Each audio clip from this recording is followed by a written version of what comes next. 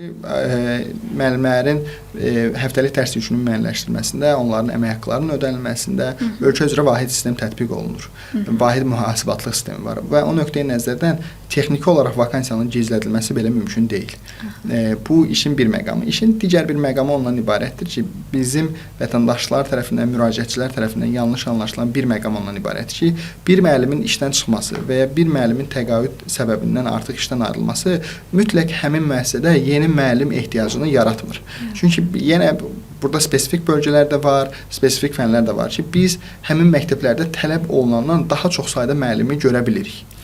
Bir müəssisədə də belə deyək də, əgər bunu misal üçün deyəcəm, əgər orada 10 və ya 12 ibtidai sinif varsa faktiki olaraq və orada 15-16 ibtidai sinif müəllimi fəaliyyət göstərirsə, hətta 2 müəllimin, 3 müəllimin işdən çıxması belə yeni müəllim ehtiyacı yaratmır.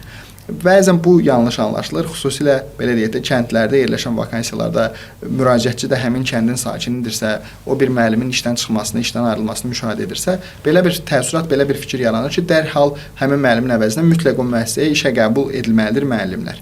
Belə bir məsələmiz yoxdur. Yəni bizim bu podkast ərzində bir neçə dəfə xatırlatdım, yenə də xatırladıram ki, istəyimiz ən uğurlu, ən uyğun şəkildə həmin dərslərin tədris olunmasıdır.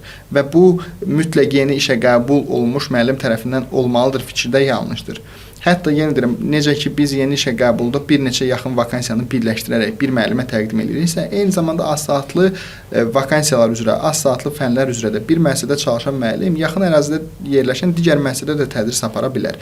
Bu, yenə deyirəm, sistemdə çalışan müəllim üçün daha əlavə bir motivasiyadır. Bu, onun sosial rifahının da artmasına gətirib çıxaran bir məqamdır. Yəni, buna görə də bir daha vətəndaşlardan, müraciətçilərimizdən xahiş ondan ibarətdir ki, hər bir müəllim işə ayrılmasını, hər bir müəllimin işdən ayrılmasını yeni vakansiya kimi nəzərdə tutmasınlar. Bu, yeni müəllim ehtiyacı yaranması demək deyil.